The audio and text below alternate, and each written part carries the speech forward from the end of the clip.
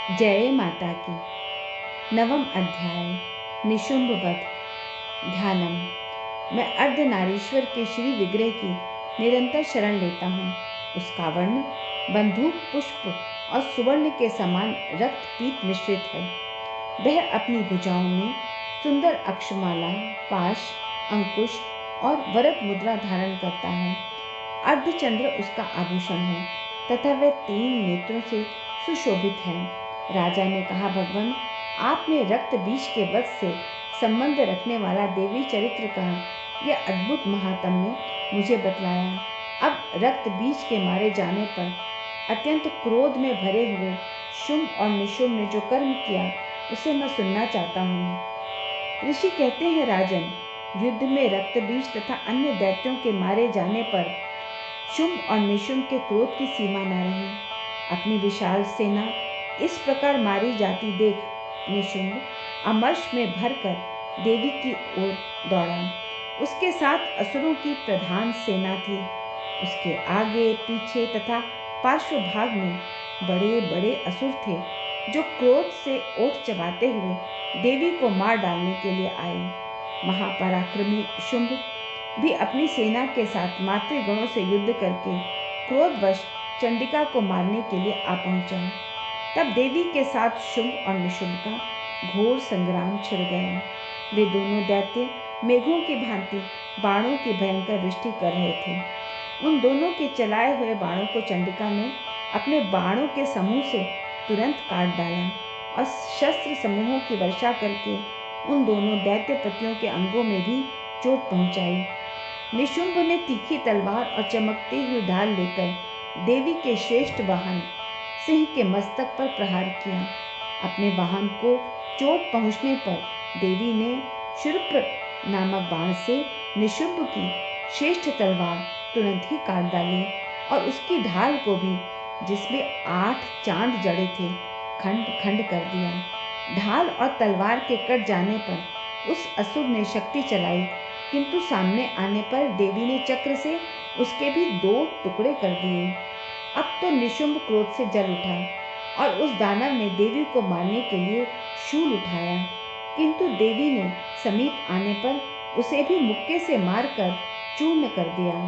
तब उसने गदा घुमाकर चंडी के ऊपर चलाई, परंतु वह भी देवी के त्रिशूल से कटकर भस्म हो गई। तदंतर दैत्यराज निशुंभ को फरसा हाथ में लेकर आते देख देवी ने बाण समूह से घायल कर धरती पर सुला दिया। उस भयंकर महापराक्रमी भाई निशुंभ के धाराशाही हो जाने पर शुंभ को बड़ा क्रोध हुआ और अंबिका का वध करने के लिए वह आगे बढ़ा। रथ पर बैठे बैठे ही उत्तम आयुधों से सुशोभित अपनी बड़ी बड़ी 8 अनुपम भुजाओं से समूचे आकाश को ढककर वह अद्भुत शोभा पाने लगा। उसे आते देख देवी ने शंख बजाया और धनुष की प्रत्यंचा का भी अत्यंत दुस्सह शब्द किया। साथ ही अपने घंटे के शब्द से, जो समस्त दैत्य सैनिकों का तेज नष्ट करने वाला था, संपूर्ण दिशाओं को व्याप्त कर दिया। तदंतर सिंह ने भी अपनी दहाड़ से, जिसे सुनकर बड़े बड़े गजराजों का महान मद दूर हो जाता था, आकाश, पृथ्वी और 10 दिशाओं को गुंजा दिया। फिर काली ने आकाश में उछलकर अपने दोनों हाथों से पृथ्वी पर आघात किया। उससे ऐसा भयंकर शब्द हुआ जिससे पहले के सभी शब्द शांत हो गए। तत्पश्चात शिवदूती ने दैत्यों के लिए अमंगलजनक अट्टहास किया। इन शब्दों को सुनकर समस्त असुर थर्रा उठे, किंतु शुंभ को बड़ा क्रोध हुआ।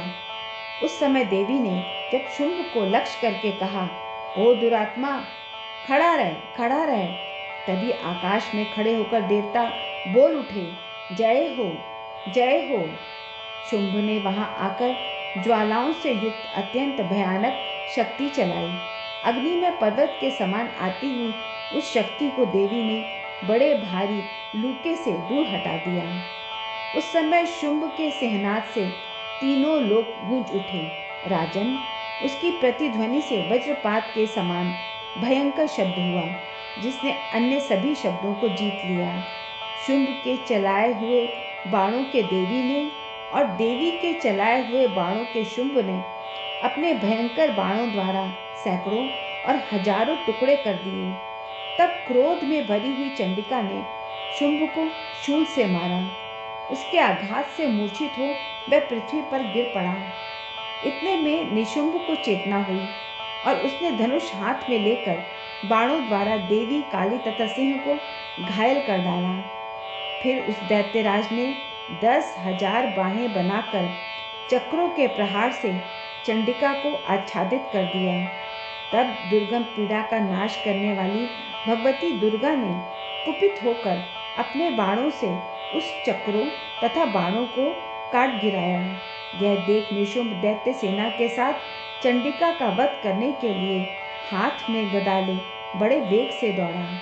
उसके आते ही चंडी ने तीखी तलवार धार वाली से उस गदा को शीघ्र ही काट डाला। तब उसने शूल हाथ में लिया।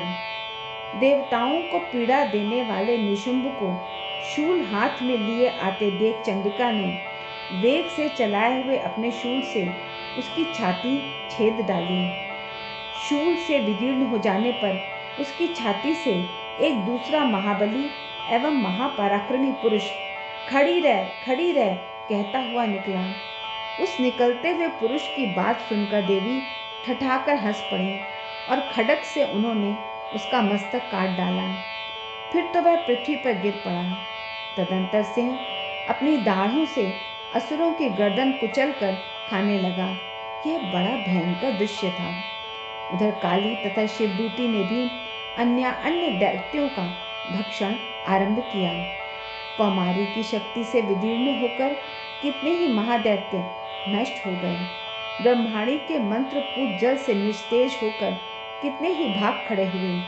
कितने ही दैत्य माहेश्वरी के त्रिशूल से छिन्न भिन्न हो धाराशाही हो गए। बराही के थूथन के आघात से कितनों का पृथ्वी पर कचूमर निकल गया। वैष्णवी ने भी अपने चक्र से दानवों के टुकड़े टुकड़े कर डाले। इंद्री के हाथ से छूटे हुए वज्र से भी कितने ही प्राणों से हाथ धो बैठे। कुछ असुर नष्ट हो गए, कुछ उस महायुद्ध से भाग गए तथा कितने ही काली शिवदूती तथा सिंह के ग्रास बन गए। इस प्रकार श्री मार्कंडेय पुराण में सावर्णिक मनवंतर की कथा के अंतर्गत देवी महात्म्य में निशुंभ वध नामक 9वां अध्याय पूरा हुआ।